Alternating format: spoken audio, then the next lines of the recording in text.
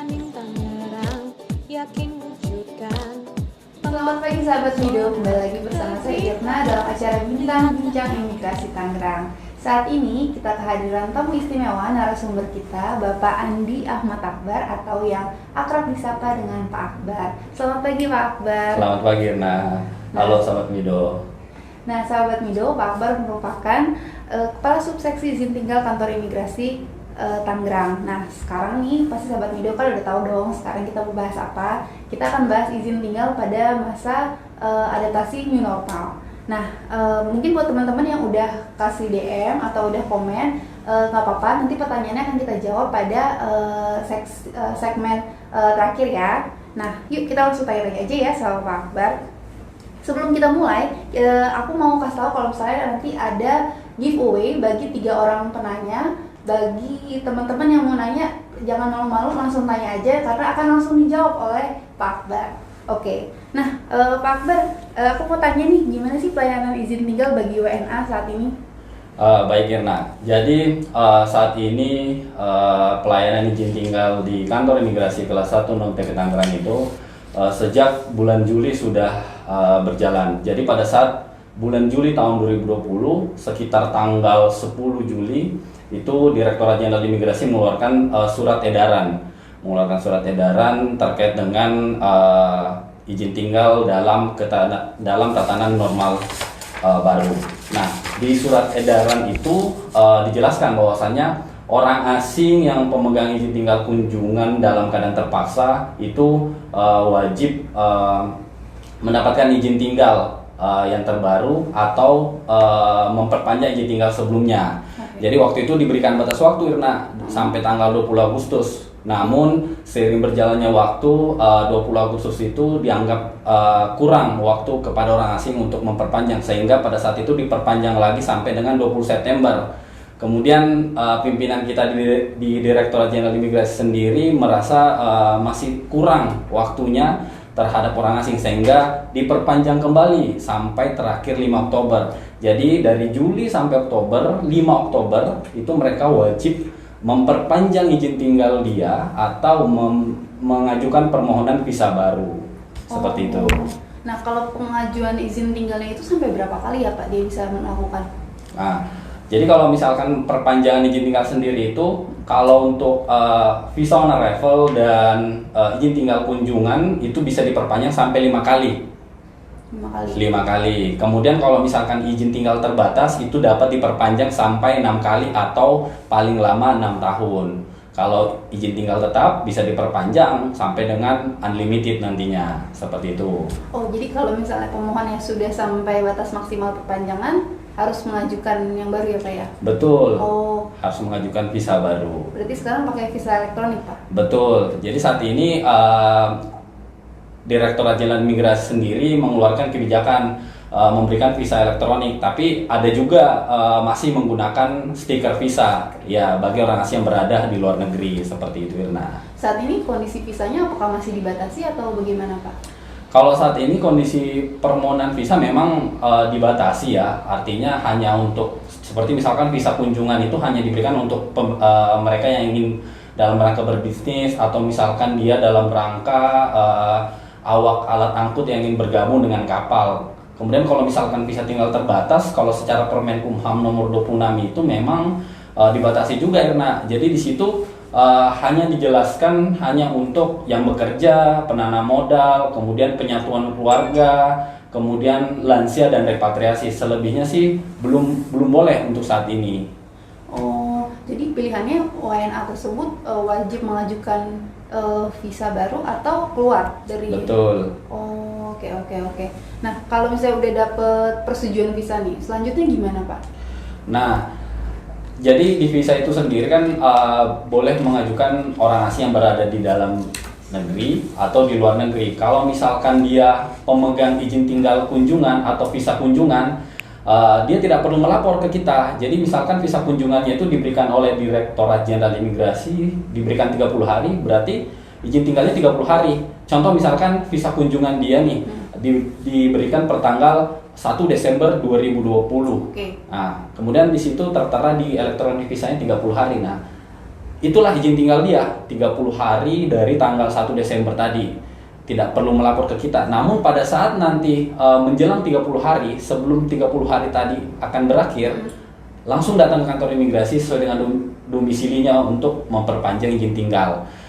Beda lagi dengan visa tinggal terbatas. Kalau misalkan dia mengambil visa tinggal terbatas, dia wajib melapor ke kantor imigrasi 30 hari sejak mendapatkan visa tinggal terbatas secara elektroniknya untuk mendapatkan elektronikitas.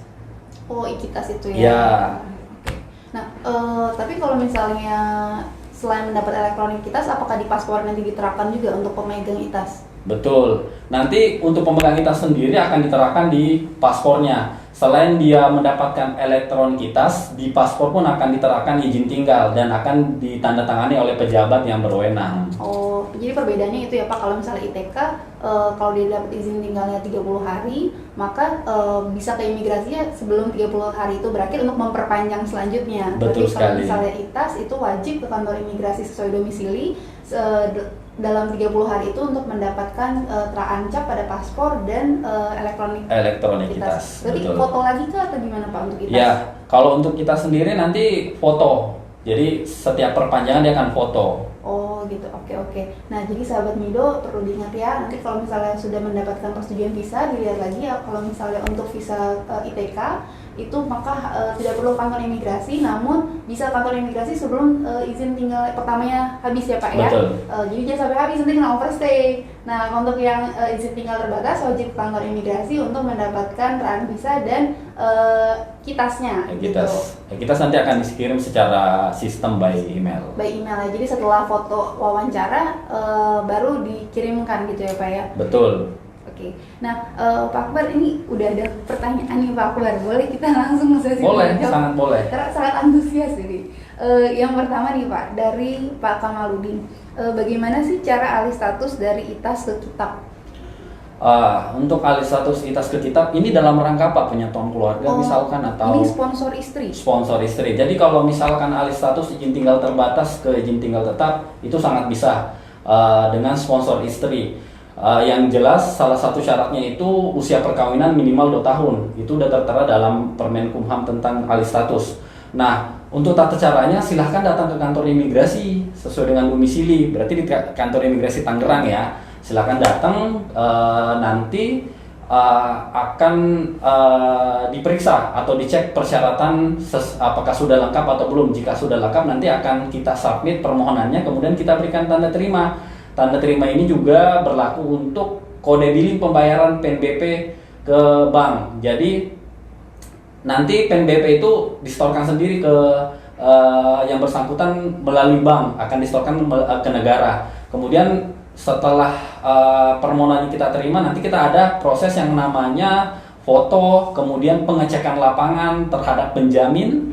Kemudian jika semuanya disetujui, kantor imigrasi Tangerang akan meneruskan permohonan itu ke kantor wilayah Kemenkumham yang ada di Banten. Kemudian dari Banten akan mengirimkan kembali ke Direktorat Jenderal Imigrasi untuk mendapatkan persetujuan alih status tadi. Setelah mendapatkan persetujuan Direktorat Jenderal, kembali lagi ke kantor imigrasi Tangerang untuk menerbitkan kitabnya, seperti itu. Nah itu kitab yang diterbitkan 5 tahun ya Pak ya? Betul, 5 tahun Mirna. Dengan include re-entry 2 tahun? Betul, re-entry 2 tahun. Re-entry 2 tahun. Nah yang kedua nih Pak, dari Ibu Dina, alih sponsor perusahaan TKA ke sponsor istri WNI, itu bisa nggak Pak? Bisa, sangat bisa. Jadi kalau misalkan orang asing tadinya bekerja di sebuah perusahaan, kemudian si asing ini punya istri warga negara Indonesia, kemudian sudah tidak bekerja di perusahaan ini dan akan dialih penjaminkan istri, itu sangat bisa. Yang jelas pengajuan alih penjaminnya dilakukan sebelum kitas yang bekerja tadi berakhir. Oke. Jangan sampai lewat, karena kalau lewat kan akan overstay. Overstay apalagi dendanya sekarang sangat tinggi lah, 1 juta rupiah.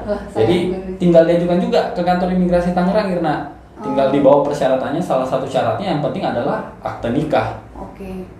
Itu yang membuktikan bahwasanya dia sudah menikah, seperti itu. Kalau dia menikahnya di luar negeri itu berarti mesti lapor dulu ya? Betul. Kalau misalkan nikahnya di luar negeri, wajib melaporkan pernikahan itu ke Dukcapil yang ada di wilayahnya. Jadi nanti Dukcapil akan mengeluarkan semacam surat atau akta nikah. Nah, itu juga harus dilampirkan kepada kita. Oke, nah sahabat Mido diingat-ingat ya, jadi untuk mengajukan alih sponsor atau alih status harus dilakukan sebelum masa izin tinggalnya berakhir ya. Betul. Jadi jangan sampai nanti udah overstay itu. Nah, terus yang ketiga nih Pak, dari Ibu Rahma. Apabila suami saya datang dengan Vitas C317, langkah selanjutnya apa ya?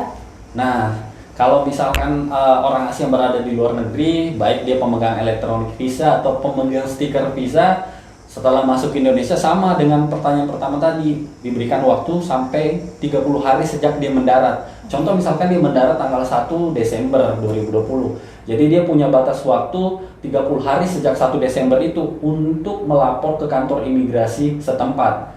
Pelaporan ini apa? Pelaporannya itu adalah untuk mendapatkan elektronikitas. Nanti kita akan proses untuk mendapatkan elektronikitas. Nanti ada proses foto, kemudian wawancara, kemudian nanti ada penandatanganan di paspor juga sebelum diberikan ekitasnya. Kitasnya tadi, oke.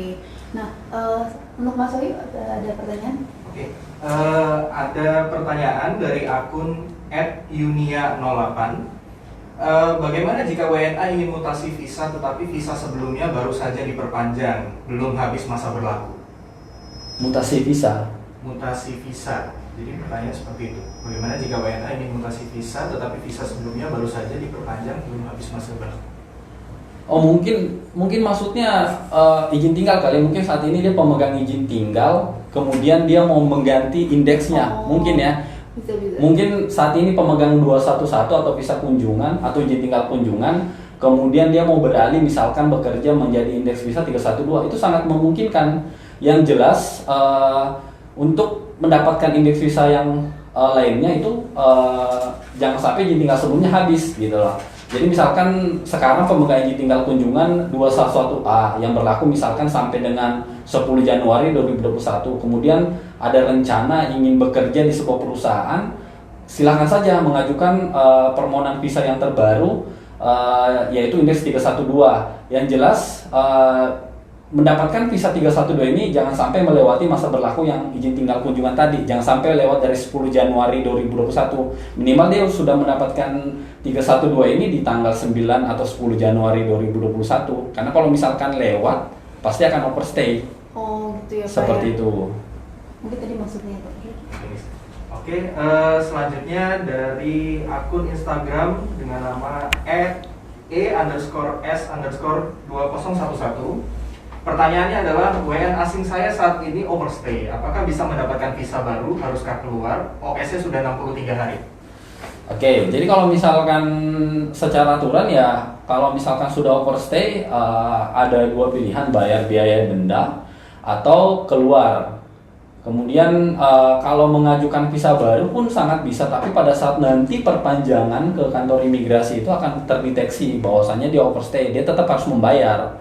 Karena orang asing kan yang tadi sesuai dengan aturan tadi cuma diberikan batas waktu sampai 5 Oktober 2020 wajib memiliki izin tinggal. Kalau misalkan tidak ya harus membayar biaya denda.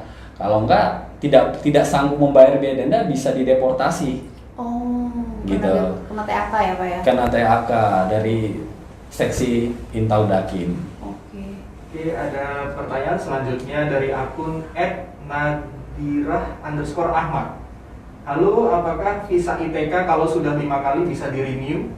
Sangat bisa. Jadi makanya nanti Direktorat Jenderal Imigrasi itu memberlakukan visa dalam negeri dan luar negeri. Kalau misalkan tadi kondisinya orang asing ada di dalam negeri, kemudian sudah diperpanjang sampai 5 kali, itu kan sudah terakhir. Nah, dia bisa mengajukan visa baru tanpa keluar wilayah Indonesia. Karena bentuk visa saat ini kan elektronik visa. Yang jelas mendapatkan visa barunya sebelum izin tinggal terakhir tadi itu berakhir, jangan sampai melewati seperti itu. Untuk pertanyaan selanjutnya dari @feli_indo. ITAS investor 2 tahun, apakah boleh langsung dialih status ke ITAP 5 tahun atau harus sama mesti 3 tahun ITASnya? Oke, kalau pertanyaan itu jadi kalau secara Permen nomor 43 tentang alih status itu yang dapat dialih statuskan ke penanam modal, ini kan tadi investor berarti penanam modal yang dapat dialih statuskan itu, di situ salah satu syaratnya adalah minimal tinggal di Indonesia itu 3 tahun. Berarti dia harus sekarang kan baru ITAS 2 tahun, berarti baru 2 tahun tinggal, jadi butuh waktu 1 tahun lagi kemudian bisa alih status ke kitab. Karena salah satu syaratnya tadi harus tinggal 3 tahun berturut-turut di Indonesia gitu loh. Kalau tadi masih 2 tahun, jadi belum boleh, tunggu nanti untuk di tahun keempatnya baru bisa mengajukan alih status. Nah, udah berapa pertanyaan tadi? Kita sudah ada 4 pertanyaan. Oke, 4 pertanyaan, termasuk ini ada 7 pertanyaan. Terima kasih sahabat Mido untuk antusiasmenya.